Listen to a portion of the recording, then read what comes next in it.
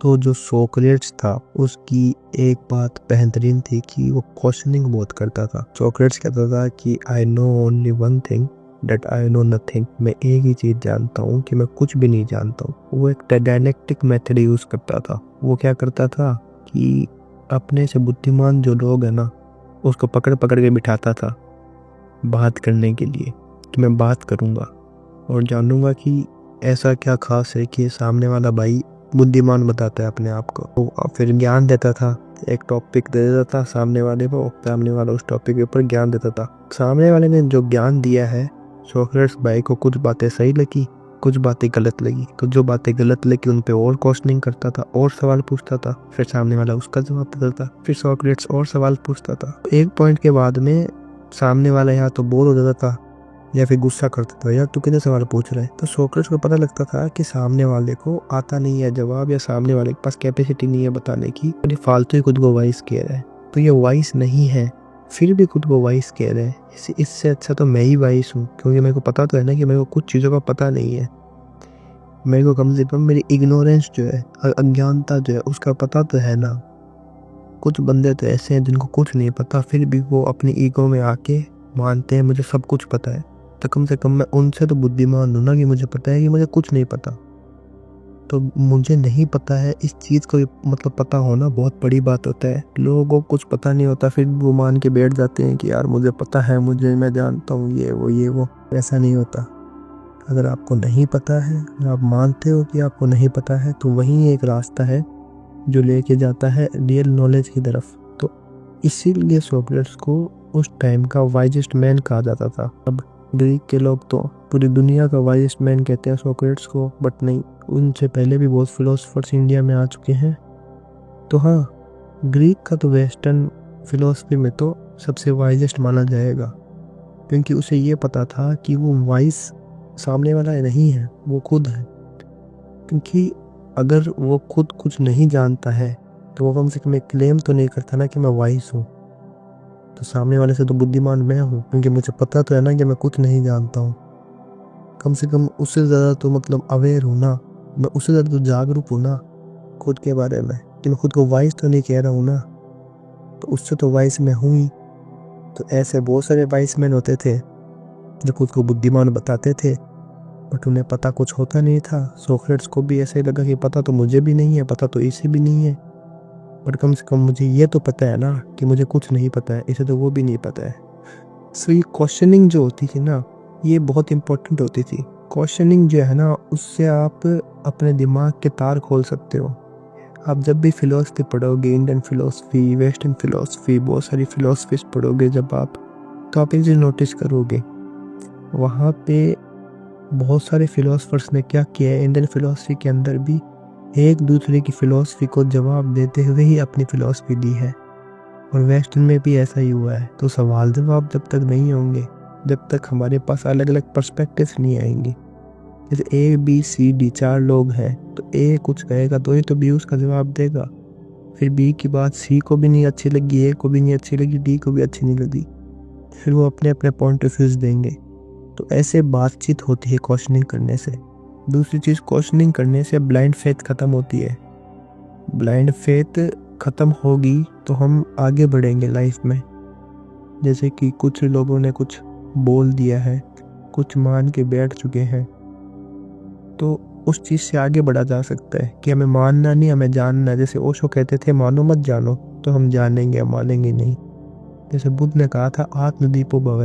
तो ये दोनों बातें भी, अब जैसे कि देखो, मान लो अगर ओशो कह देते ये, और ये मेरे एक्सपीरियंस से मैच नहीं होती है, मैं उसको नहीं मानता, मैं क्वेश्चन करता कि ओशो ने ऐसा क्यों कहा है, बट ओशो ने जो बात कही वो बात मेरे एक्सपीरियंस से मैच हो गई, इसीलिए मैंने उस चीज़ को क्या किया, एक्सेप्ट किया कि हाँ भाई ओशो की ये बात ठीक है। तो ये बात मुझे कैसे पता लगी कि ओशो की ये बात ठीक है, क्योंकि मेरे एक्सपीरियंस ने इस बात की हाँ भरी। मेरे एक्सपीरियंस ने इस चीज़ की हाँ कैसे भरी, क्योंकि मेरे दिमाग ने क्या की थी, क्वेश्चनिंग की थी। So that's why questioning is very important. और दैट्स वाई ये मानना भी ज़रूरी है कि मुझे कुछ नहीं पता, क्योंकि अगर हमें पता होगा सब कुछ तो हम पूछेंगे ही क्यों। हमें लगेगा मुझे सब कुछ आता है तो हम पूछेंगे ही क्यों। तो सोक्रेट्स की अप्रोच कि आई डोंट नो एनीथिंग, ये भी मस्त है। और सोक्रेट्स का डायलेक्टिक मेथड ये भी मस्त है। डायलेक्टिक मेथड मतलब क्वेश्चनिंग मेथड, कि बैठ जाओ, सवाल जवाब करो, डिबेट करो। ये मानने के लिए भी कूदा चाहिए कि मुझे कुछ नहीं आता, मुझे कुछ नहीं पता। बहुत सारे लोग तो ऐसी हवा में जीते हैं अपने पूरी जिंदगी कि हमें सब कुछ पता है, हमें सब कुछ पता है। और सोखे से तो अगर तुम पूछो जाके तो वो एक ही चीज़ के 2-2 3-3 तुम्हें जवाब दे देते थे घुमा घुमा के, क्योंकि उनका कंटेस्ट हर एक चीज़ में अलग होता था बोलने का। एक चीज़ में वो कुछ किसी और तरीके से बोल रहे होते थे, एक तकनीक में वो किसी और तरीके से बोल रहे होते थे। क्योंकि ओशो कहते थे कि मेरा ये काम नहीं है कि मैं तुम्हें जवाब दूँ, मेरा काम है तुम्हें कंफ्यूज करने का। My whole work is to confuse you baby.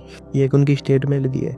पता तुम्हें करना है, सवाल तुम्हें पूछने दिमाग से, तुम्हें पहुंचना है वहां तक। इसीलिए खुद को बुद्धिमान मत मानो, खुद को नॉलेज की तरफ मत लेके जाओ, खुद को विजडम की तरफ लेके जाओ। नॉलेज तो बहुत इकट्ठा कर लोगे यहाँ वहाँ से, इन्फॉर्मेशन बहुत सारी होली बुक्स फिलोसफीज उठा लोगे तो इन्फॉर्मेशन भरी पड़ी है, उसको नॉलेज कहते हैं। बट विजडम क्या है? उस नॉलेज को यूज़ करते हुए अपने एक्सपीरियंस पे उतार के देखोगे कि वह एक्सपीरियंस क्या कह रहा है इस चीज़ पे, और फिर मैं क्या सोच पा रहा हूँ इस चीज़ के ऊपर, मैं क्या मानता हूँ, उसको विजडम कहते हैं। कि मैं इस नॉलेज को यूज़ कैसे कर सकता हूँ, उसको विजडम कहते हैं। सो पूछो अपने आप से सवाल, जानो चीज़ें अलग अलग लाइफ के अंदर। मानो भी मुझे कुछ नहीं पता है, बेस्ट चीज़ है ये सोक्रेट्स की। ऐसे लाइफ में तुम बहुत आगे बढ़ोगे, लाइफ में तुम बहुत आगे जाओगे इस चीज़ से। अब सोक्रेट्स जैसे आदमी ने जो कहता था कि I know only one thing that I know nothing, इसलिए वो सवाल पूछते रहता था। और कोई भी चीज़ हो रही तो उस पर सवाल पूछता था, उसको सिर्फ मान नहीं लेता था कि हाँ बस हो रही है बहुत पुराने टाइम से तो मान लेता हूँ, आँखें पर पट्टी बांध के। उस इंसान के इतने फॉलोवर्स हो गए थे कि उसको लास्ट में जहर पिलाना पड़ गया था गवर्नमेंट को। गवर्नमेंट ने कहा तुम हमारे बच्चों को बिगाड़ रहे हो, या तो देश छोड़ के चले जाओ, ये जहर पी लो। सोक्रेट्स ने भी कहा I will die for my principles, मैं मेरे प्रिंसिपल्स के लिए मरना पसंद करूँगा, जो भी, क्योंकि मैंने कुछ गलत किया नहीं है। सो हाँ देख लो, तो जो सब मान के बैठ गए हैं, जिनको लगता है मुझे सब पता है, तो वो खुद का तो दिमाग ब्लॉक कर ही रहे हैं। पर आसपास कुछ लोग उनसे छोटे हैं, उनकी इज्जत करते हैं, तो उनका भी दिमाग ब्लॉक कर देंगे, क्योंकि उनके दिमाग में भी बस कचरा बढ़ देंगे। मैं ये नहीं कह रहा सारी नॉलेज ऐसे ही होता है, कचरा ही होता है जो फिलोसफी और रिलीजन देते हैं, नहीं। मैं कह रहा हूँ कि वो अगर सही है तो वो किसी और के लिए सही है, वो रास्ता है तो किसी और का रास्ता है। तुम्हारा रास्ता क्या हो तुम्हें अभी तक जानना बाकी है ना, तो जानो उस रास्ते को, पहचानो अपने रास्ते को। मानो मत जानो, ये मानो कि मुझे कुछ नहीं पता है, एक ही चीज़ पता है कि मुझे कुछ नहीं पता है। तो अपने रास्ते को जानो, अपने तरीके से जानो। महावीर हुए, बुद्ध हुए, ओशो हुए, अष्टावक्र हुए, कृष्ण हुए, सबकी मंजिल एक ही थी। सब ने खुद को जाना, खुद को पहचाना, सब एनलाइटेंड हुए, सब ने खुद की रियल सेल्फ जानी, सब खुद से जुड़ गए, सब सोए हुए से जाग गए। सबकी मंजिल एक ही थी पर सबके रास्ते अलग अलग थे ना।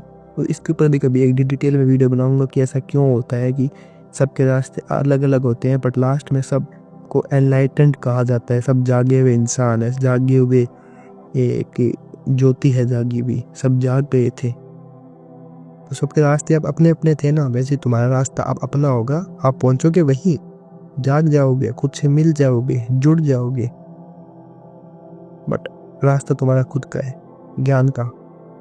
उस रास्ते को पहचानो, जानो खुद के अंदर से। लॉजिक को यूज़ करो जहाँ लॉजिक की जरूरत है, जहाँ इमोशंस की जरूरत है वहाँ इमोशंस को यूज़ करो। खुद को एक्सेप्ट करो, खुद के साथ जागरूकता से रहो, अवेयरनेस से रहो, किसी भी चीज़ से भागो मत, उसको एक्सेप्ट करो, जागरूक रहो, सेल्फ अवेयर रहो खुद के भी प्रति और सामने जो चीज़ हो रही है उसके भी प्रति। ऐसे वीडियोस लाते रहता हूँ philosophy, psychology, social issues, logic, talks, opinions, perspectives के।